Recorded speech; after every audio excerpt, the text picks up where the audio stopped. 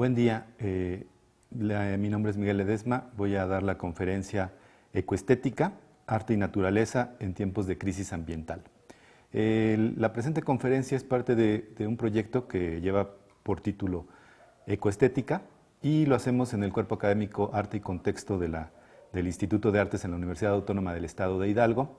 La conferencia se divide en 6 partes, las cuales mencionaré a continuación. 1.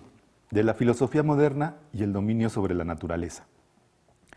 No es nueva la relación entre arte y naturaleza, de hecho es bastante antigua.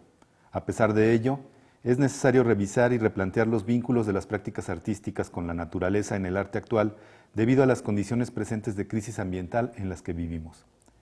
¿Cómo es que hemos llegado hasta este punto de destrucción del planeta? Tal vez una de las múltiples respuestas están vinculadas al origen de la modernidad en Occidente.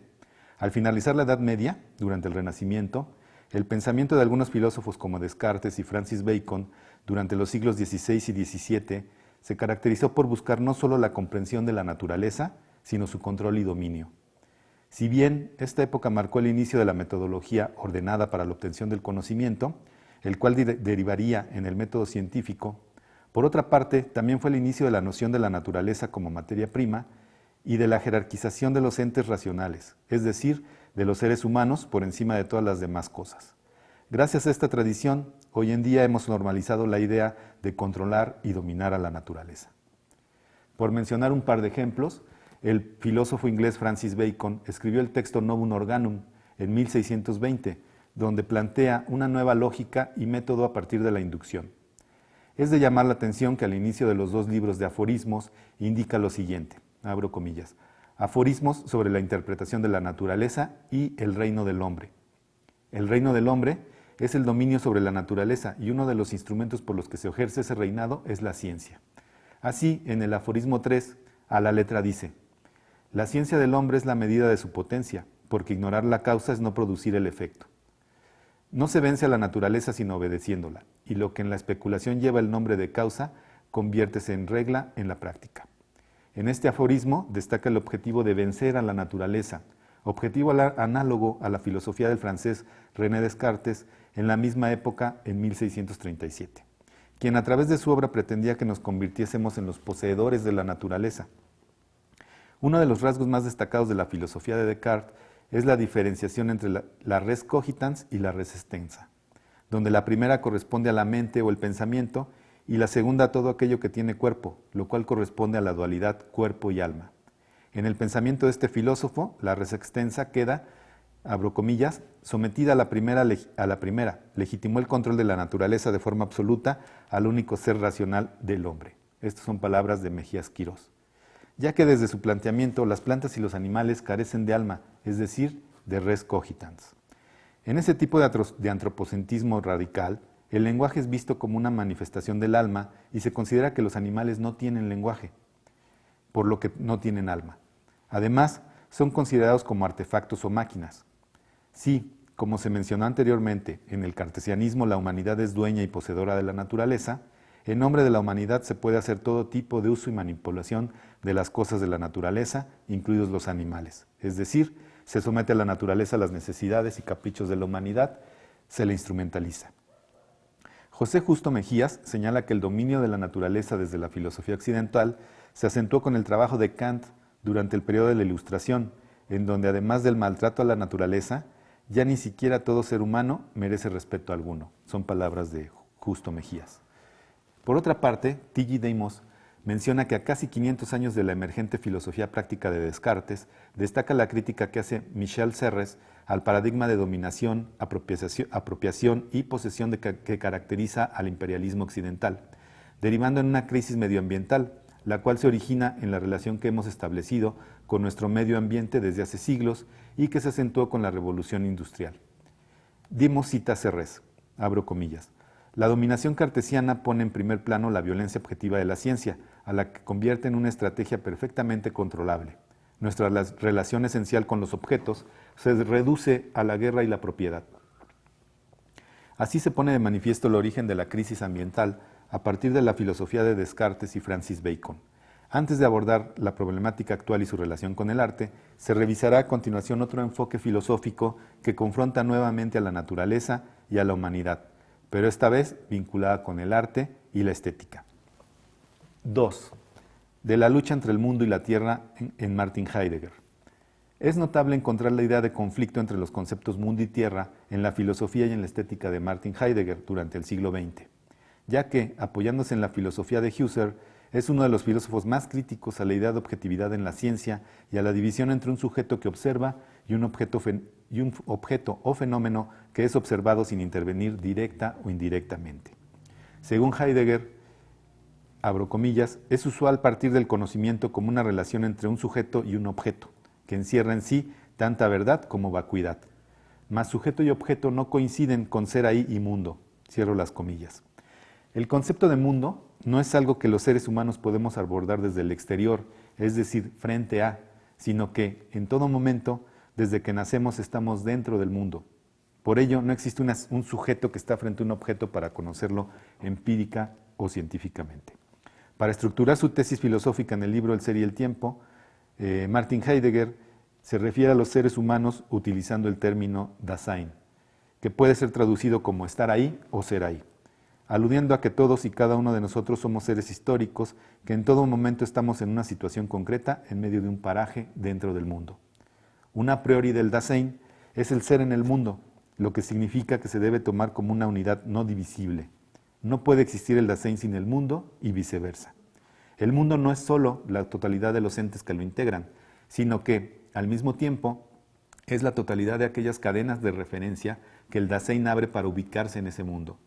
En el mundo coexisten diversos tipos de entes, los cuales son otros Dasein, cosas de la naturaleza y útiles, que son objetos confeccionados por el mismo Dasein. En la cotidianidad, el mundo se abre en su humanidad a través del ser para de las cosas, las cuales le rodean en todo momento. La referencia que Heidegger da al respecto es el ejemplo del para qué de un martillo, el cual a su vez está relacionado o se conforma con los clavos, los cuales cobran sentido dentro de un taller en el que el martillo y los clavos se usan para hacer un mueble, por ejemplo una silla. La silla a su vez en su momento se relacionará con una mesa y la mesa con la finalidad de construir una morada para cubrirse de la intemperie. Otro texto en donde Heidegger aborda el concepto de mundo es en El origen de la obra de arte, derivando de una conferencia impartida en 1935, pero publicada en 1952. Es aquí en donde sorpresivamente aparece nuevamente un planteamiento de lucha con la naturaleza, pero en el arte. En este caso, desde el enfoque heideggeriano, sería una lucha que se diferencia de la discordia y la riña. En la obra de arte, la materia guarda algo de naturaleza o tierra. De hecho, la palabra tierra, abro comillas con palabras de Heidegger, dice, la tierra dista mucho de la representación de un depósito de materia, como también de la representación astronómica de un planeta. La tierra es donde al nacer hace todo lo naciente volver, como tal, a albergarse. En el nacer es la tierra como lo que alberga. Cierro las comillas. La obra, al ser confeccionada por el Dasein, también establece un mundo. Heidegger aclara nuevamente que nunca es un mundo, un objeto ante nosotros que se pueda mirar. Mundo es lo siempre inobjetable y del que dependemos, mientras los caminos del nacimiento y la muerte, la bendición y la maldición, nos mantienen absortos en el ser. Además, agrega que, en palabras de Heidegger, dice, la piedra no tiene mundo, las plantas y los animales tampoco lo tienen, pero sí pertenecen al impulso oculto de un ambiente en que están sumergidos. En cambio, la campesina tiene un mundo, porque se mantiene en lo abierto de lo existente. Cierro las comillas. De acuerdo con lo anterior, se observa que la obra mantiene la apertura del mundo, pero al mismo tiempo conserva algo de hermetismo de la tierra, algo que nos es inaccesible. Para dar una mejor idea al escucha, Heidegger analiza algunos ejemplos como un templo griego, que en su grandeza establece un mundo, pero al mismo tiempo el mármol blanco del que está hecho conserva algo de la pureza de la tierra en su pesantez y dureza. Es en la obra de arte en donde acontece una lucha entre mundo y tierra, una lucha que difiere del choque y la destrucción, ya que en esta lucha quienes luchan se autoafirman en su esencia. Así, la naturaleza autoocultante de la tierra no puede resistirse a la apertura del mundo y viceversa. De la lucha entre mundo y tierra surge una desgarradura, a la cual Heidegger llama verdad. entendiendo este término como desocultación de lo que es o del ente. El arte es importante porque devela lo que no es visible comúnmente. En el arte la verdad es un acontecer. En la lucha donde el mundo abre lo que la tierra cierra, se observa un distanciamiento de los orígenes de la filosofía moderna a través del arte, particularmente en la idea de control y dominio de la humanidad sobre la tierra. En este sentido, es pertinente hacer una revisión que aborde las relaciones entre arte y naturaleza para poder distinguir si existe una relación de conflicto o de armonía, particularmente en obras elaboradas en décadas recientes, obras que rebasan la categorización tradicional de las bellas artes y que, por la época en que fue escrito y publicado el texto de Heidegger, aún no existían. 3. De las obras en el campo abierto. La mayoría de los textos y obras que giran en torno a la crisis climática actual apuntan a que una de las soluciones tiene que ver con el final del capitalismo, ya que es el consumismo una de las principales razones de la destrucción del planeta. En este punto cabe señalar que existen obras que se desvinculan abiertamente del mercado del arte, tratando de romper con esa cadena de consumo. Uno de los movimientos precursores y que, al mismo tiempo, exploran las relaciones entre el arte y la naturaleza es el movimiento conocido como Landart, Art o arte de la tierra, durante las décadas de los 60 y 70 del siglo XX. Los artistas principales son Robert Smithson, Nancy Holt, Michael Heiser y Walter de Maria, entre otros. La intención de hacer obras en el campo abierto, alejado de la ciudad, no solo eran una exploración artística y estética, sino una alternativa para escapar o alejarse del mercado del arte y de las galerías. En el arte de la tierra, las obras son monumentales, pero a diferencia de otro tipo de piezas de arte público, estas casi siempre estaban hechas con las mismas rocas o elementos de la naturaleza en donde era emplazada la obra. La materia con la que estaban hechas las obras era la misma tierra. El arte de la tierra también es un precedente para el tipo de arte postestudio, es decir, aquellas obras que no se hacen en el taller o estudio del artista, sino en el lugar mismo en donde serán elaboradas y presentadas al público. El paisaje natural se convirtió en un medio para hacer arte, distanciándose de la pintura tradicional que hasta entonces se había encargado de representar el paisaje en un soporte bidimensional. El trabajo teórico y artístico de Robert Smithson se vincula con lo desarrollado hasta aquí, particularmente la relación entre mundo y tierra y un conjunto de obras llamadas non-sites, un grupo de piezas conformadas por cajas de metal de forma minimalista que fueron llenadas con rocas o arena o sedimentos del paisaje natural, o, en palabras de Smithson, una recolección de fragmentos experimentados en el abismo físico de la materia pura, para elaborar una forma de desarquitectura. Los non-sites se presentaban como obras complejas e hipertextuales que incluían, además de las rocas, documentos referentes al sitio en donde fueron tomadas, tales como fotografías, mapas y textos, los cuales vinculaban con el site o lugar que podría ser cualquier sitio fuera de los límites de la galería en el campo abierto. El primer non-site fue elaborado en 1967. Se llama A Non-Site, Pine Barrens, New Jersey. Para la obra se hicieron 31 subdivisiones en un recipiente escultórico hexagonal. Una red de puntos marcaba sobre un mapa topográfico con forma también hexagonal los lugares de donde había sido recolectada materia pura de 31 sitios distintos. Cada subdivisión del recipiente contenía arena de distintos lugares del campo abierto de New Jersey, planteando la posibilidad de hacer viajes entre el non-site y el site, o entre el no lugar y el lugar.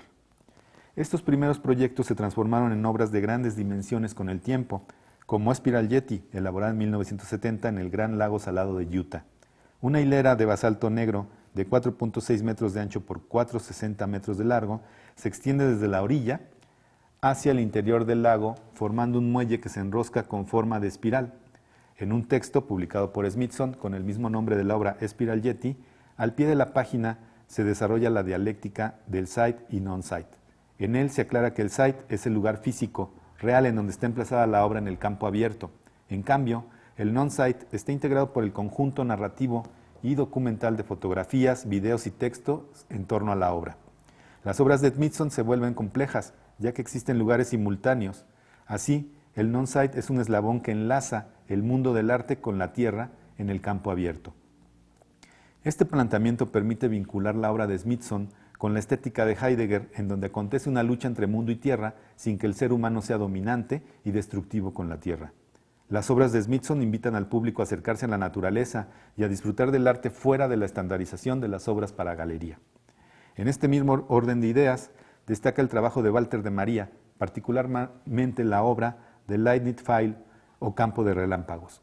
Entre 1974 y 1977 se distribuyeron 400 pararrayos de acero, cada uno con 540 centímetros de altura, a lo largo de más de 1 kilómetro en el paisaje de Nuevo México.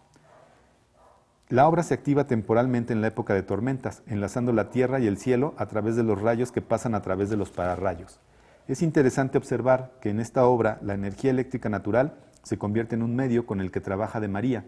Las herramientas tradicionales para hacer arte, tales como los pinceles y los cinceles, han sido abandonados para hacer un nuevo tipo de arte. Andy Goldsworthy es un artista británico que pertenece a una generación posterior a los artistas de land art. Ejecuta piezas efímeras en paisajes naturales con la materia orgánica e inorgánica que se encuentra en el lugar. Generalmente, sus obras son de menor tamaño que las de los artistas antes mencionados, pero tienen una intensa carga poética gracias a la armonía que entablan con el paisaje. Con materiales como hojas, ramas, rocas y hielo, entre otros, elabora obras tridimensionales que generalmente se estructuran a través de elementos y formas básicas como la línea, los círculos, las esferas y los ovoides. Sus construcciones son armadas y ensambladas con los mismos materiales del entorno, es decir, no utiliza adhesivos, clavos o tornillos, por lo que su armado es complejo e incierto. El proceso de su trabajo ha sido documentado por Thomas Riedelsheimer en la película Ríos y Mareas. En ella se observan que algunas de sus obras son el resultado de la persistencia y de varios intentos fallidos.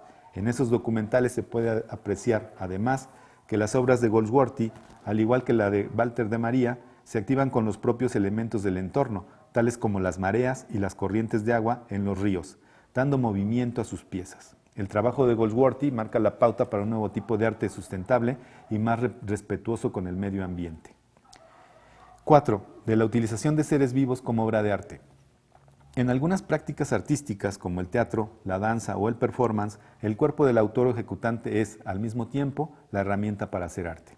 A pesar de que nuevas tendencias del arte-acción, tales como la performance delegada, contratan a otras personas para hacer acciones remuneradas, el presente apartado se dirige a la utilización de seres vivos que no son humanos. Según Abraham Cruz Villegas, abro comillas, oponiendo el mensaje poético al mundo tecnológico, el arte povera buscó plantear obras que utilizarán los materiales enfatizando el binomio cultura-natura.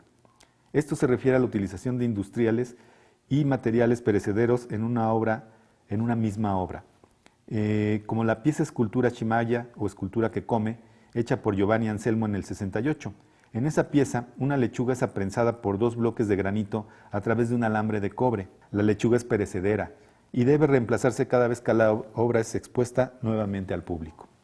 En una crítica a la deshumanización que ha generado el progreso, los artistas povera utilizaron estos elementos vivos que perecen para señalar la finitud y la muerte. Cabe recordar aquí que el ideal de progreso es uno de los elementos conceptuales en los que se apoya la modernidad y particularmente el positivismo. Las obras povera emplean una paradoja para hacer una crítica cultural y social, ya que manipulan seres vivos dentro de la galería de manera similar a cómo se manipulan otros seres vivos en experimentos científicos. Ejemplo de ello es la obra sin título, 12 caballos vivos de Yanis Kounelis, que en 1968 introdujo un conjunto de caballos que fueron atados a los muros de la Galería Lático en Roma. El público se encontraba con una docena de caballos vivos al entrar a la galería, y esa era la instalación que daba un paso más en torno a las prácticas objetuales iniciadas por Marcel Duchamp y los dadaístas a inicios del siglo XX. La descontextualización de objetos había avanzado a la descontextualización de seres vivos en el interior de la galería. Este tipo de obras implican algo más que la estética, ya que también tocan temas de índole ético. Este también es el caso de obras de bioarte, en donde el laboratorio se ha convertido en el taller de algunos artistas que por lo regular trabajan en colaboración con científicos. La relación arte-vida se enlaza con la relación vida-política o biopolítica, un término que superpone el ámbito del derecho y de la vida, y lo cual conlleva a un vínculo con la muerte, es decir, en qué situaciones las sociedades permiten la muerte de algunos seres vivos en beneficio de que sobrevivan otros. Roberto Espósito ejemplifica este tipo de paradojas en algunos hechos de la historia reciente, por ejemplo, la intervención de los grupos especiales del gobierno ruso. al Teatro Dubrovka en octubre de 2002, siendo este el lugar de una masacre cuando un comando de terroristas chechenos tenían secuestrados a todo el público asistente a una función de teatro. La orden de Vladimir Putin fue que soltaran gases al interior, dando como resultado que muriesen 128 rehenes y la mayoría de los terroristas. También debemos echar un vistazo a los procedimientos científicos, los cuales han traído bastantes beneficios a la humanidad, pero no sin sacrificios de otras especies. Así, los orígenes del bioarte están intrincados con la noción de biopolítica y, al mismo tiempo, están enraizados en los orígenes de la filosofía moderna y el control de la naturaleza a toda costa. Daniel López del Rincón señala como uno de los precursores del arte biomedial al fotógrafo y curador Edward Steichen, quien expuso una selección de sus cultivos de plantas de la especie Delphinium en el Museo de Arte Moderno de Nueva York en 1936. Una muestra adelantada a su época. Estaba integrada por plantas vivas en el interior del museo, las cuales presentaron una selección de alrededor de 1000 especies o especímenes de plantas cultivadas, seleccionadas e hibridadas por Steichen para generar variantes de Delphinium que no hubiesen podido existir de manera natural. Steichen manifestó abiertamente que el cultivo de plantas no era solo una afición, sino una práctica artística. Apoyado en el trabajo anterior de Charles Darwin y Gregor Mendel en torno a la genética, justificaba el cultivo de plantas con una finalidad de generar belleza y, por lo tanto, lo entendía como un arte. A diferencia del pintor que usa pinceles, Steichen usó la selección artificial para obtener nuevas formas y colores en la naturaleza. Pasaron bastantes décadas para que otros artistas como Georges Seurat, a finales del siglo XX, continuaran con la ruta iniciada por Steichen. López del Rincón señala que, abro comillas, para el artista la utilización de materiales vivos como material artístico es fundamental, no solo porque el proceso experimental los requiere, sino porque el mismo resultado material que se espera obtener es un ser vivo, la planta. Del Rincón señala que existen dos posturas en torno a este tipo de arte biomedial. Algunos, como Willem Flusser, ven en él un amplio campo de posibilidades por desarrollar. Otros, como Jeremy Rifkin, consideran que es una muestra más de la arrogancia de la humanidad que está obsesionada con el control de la naturaleza. 5. De la ecoestética. ¿Existen otros modos de generar cultura que no estén basados en la noción de confrontación y dominio de la naturaleza? ¿Es posible trabajar con la tierra y no contra ella? Sin dudarlo, la respuesta es afirmativa para ambas preguntas. De hecho, no solo es afirmativa, sino necesaria. A pesar de ello, podemos seguir citando teorías que destacan los aspectos positivos de la competencia en la sociedad. Durante la primera mitad del siglo XX, en 1938, Johann Huizinga afirmaba que la cultura se hace jugando, ya que el juego es algo inherente a nuestro ser. Sin embargo, los únicos juegos que consideraba positivos son los de competencia. La cultura se hace jugando, pero al mismo tiempo compitiendo. Posteriormente, en 1958, Roger Caillois amplió el trabajo de Huizinga en torno al juego, revalorando los otros tipos de juego en la cultura, tales como los juegos de azar, de simulacro y de vértigo. También afirmó que las sociedades pueden ser comprendidas por el tipo de juegos que practican. Si, como afirma Caillois, es posible concebir otras formas de sociedad que no están basadas en la competencia, entonces concluiremos que es necesario trabajar para construir y fortalecer sociedades que no estén creadas a partir de la lucha contra la naturaleza, sino que estén a su favor, que se desarrollen con ella desde una cultura de respeto y colaboración. Es necesario que la ecología ocupe el centro de toda sociedad para poder corregir el daño que hemos hecho al planeta, a nuestra morada. El crecimiento demográfico, el consumismo y todos los demás problemas que ello acarrea deben hacernos replantear nuestra relación con el entorno, ya que el tiempo se está agotando para poder dar marcha atrás a la destrucción ambiental. Ante la crisis ambiental a finales del siglo XX, en 1989, Félix Guattari propuso la ecosofía como un nuevo sistema de pensamiento más acorde con el entorno, a partir de buscar nuevos modos de habitar el mundo, alejados del antropocentrismo y de un pensamiento jerárquico y excluyente. Esta filosofía debería contemplar tres modos de ecología: la ecología mental, la ecología social y la ecología medioambiental. La ecosofía, por su propia naturaleza, es una rama de la filosofía que es, al mismo tiempo, una práctica transdisciplinar y colectiva. Si nos aproximamos nuevamente al campo del arte, el paso lógico a seguir es plantear la necesidad de una ecoestética, la cual debe ir más allá de las categorías estéticas tradicionalmente vinculadas a las artes para desarrollar nuevos modos de prácticas artísticas que nos hagan sensibles ante la destrucción del planeta, hacia la desaparición de las especies animales y la destrucción de ecosistemas, pero que, al mismo tiempo, planteen soluciones para redirigir el camino de destrucción en el que estamos inmersos. La ecoestética no necesariamente tiene que ver con la belleza, al menos no ese es el fin último. Una de las investigaciones más amplias que giran en torno a las relaciones entre arte y ecología ha sido recientemente publicada por T.J. Dimos, en donde hace un llamado a descolonizar la naturaleza. Dimos señala que todas las obras que desocultan la explotación sistemática de los recursos naturales por empresas transnacionales, así como las prácticas artísticas que promueven nuevos tipos de organización autosustentable alejadas de la economía, son absolutamente necesarias y pertinentes.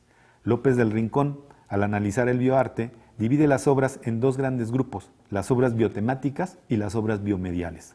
Las primeras son obras de arte más o menos convencionales que abordan temas biotecnológicos como tema de la obra, mencionando al pintor Salvador Dalí como uno de los precursores en este tipo de práctica. Las segundas van un paso más allá, utilizando la biotecnología como medio, generando obras que se distancian abiertamente de las prácticas artísticas tradicionales.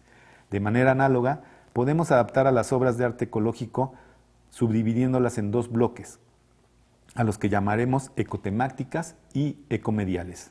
Las obras ecotemáticas, en el campo de las artes visuales y de la imagen, son generalmente fotográficas o de video, pero también pueden ser obras que abordan el tema del desastre ecológico actual o de la conservación del medio ambiente a través de archivos, instalaciones, performance u otro tipo de obras híbridas. La práctica documental ha ido cobrando un lugar destacado dentro del arte contemporáneo a través de los videos, archivos u otro tipo de documentos que muestran la explotación, desplazamiento de comunidades y en general prácticas de abuso de poder a favor de la economía y en detrimento de los ecosistemas. En el campo de las prácticas ecotemáticas destaca el trabajo de artistas ampliamente reconocidos como Ursula Biman. En 2012 produjo la videoinstalación Egyptian Chemistry como el resultado de una investigación y documentación del tratamiento del agua, particularmente del río Nilo, así como su afectación por prácticas neoliberales y la intervención del Banco Mundial que hicieron que Egipto transformara su economía a la agroindustria a través de cultivos masivos y la exportación de productos. La consecuencia negativa fue que los pequeños agricultores tuvieron problemas financieros al no poder competir con la industria, generando crisis económica al interior de Egipto, la explotación de los recursos naturales y el beneficio para las empresas transnacionales. Las prácticas ecomediales, por otra parte, desde su origen están pensadas para ser respetuosas con el medio ambiente y funcionan en sí como prácticas artísticas y ecológicas al mismo tiempo. Algunos colectivos que trabajan con este modelo son activistas, o mejor dicho, artivistas, llevando la práctica artística al límite, no solo para romper la frontera que divide el arte de la vida, sino escapando al modelo de la economía neoliberal. Una obra revisada por Dimos, que podríamos ubicar como una pieza ecomedial, es Edible Park o Parque Comestible de 2010, cuyo autor es Nils Norman.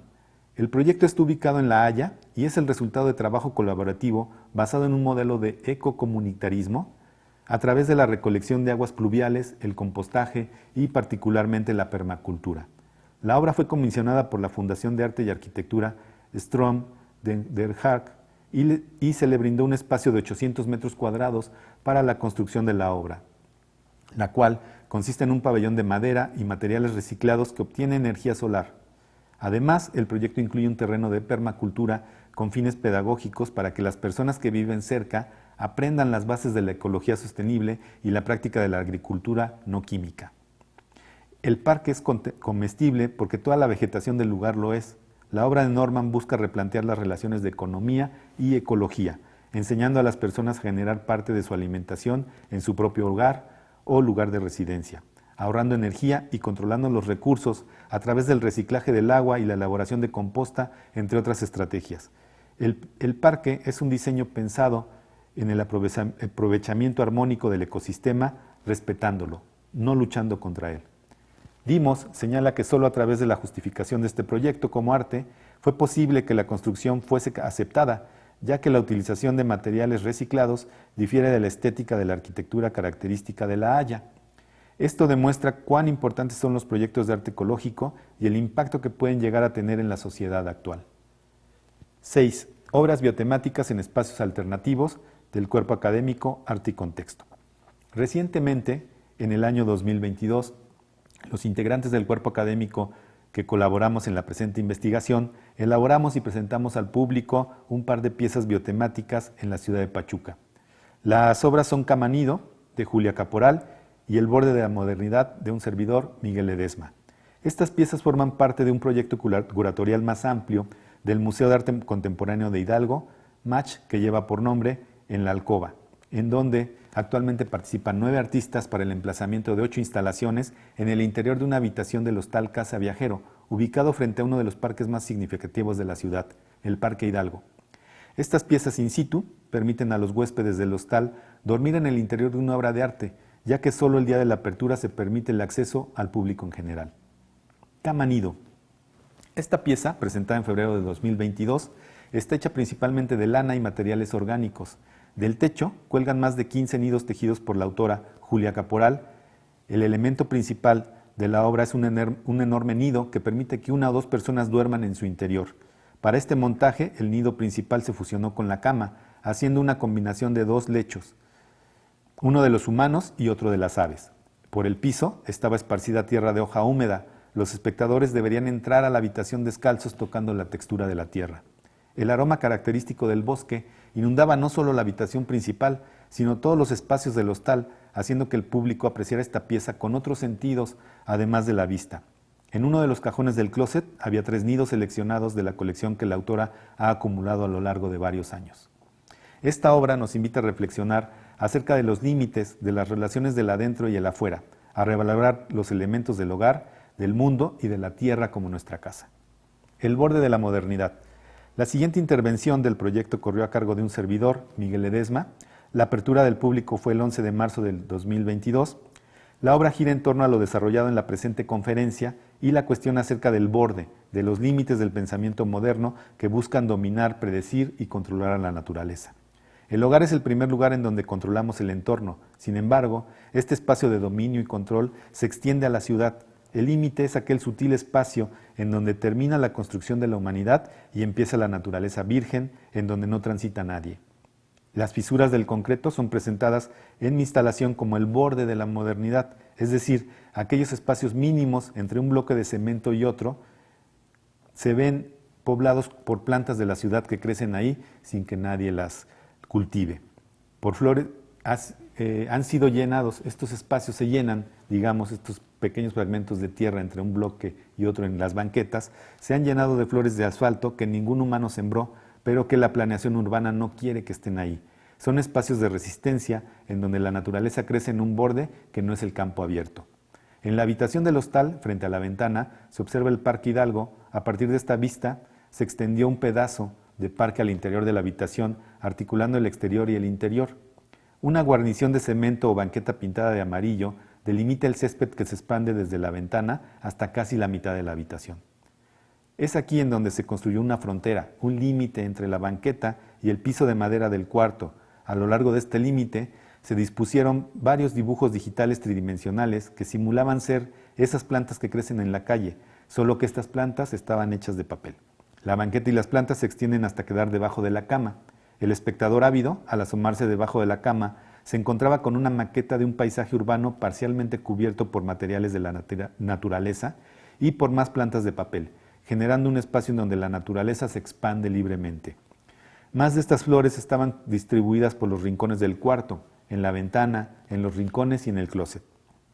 Algunos dibujos sobre el muro representaban estas plantas que crecen de manera espontánea. Algunos paisajes mostraban el borde del pensamiento moderno, aquel lugar en donde ya la humanidad no tiene control ni dominio.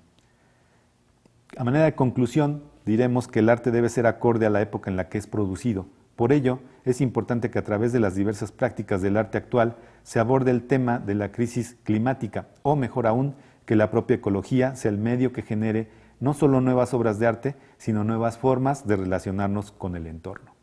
Muchas gracias.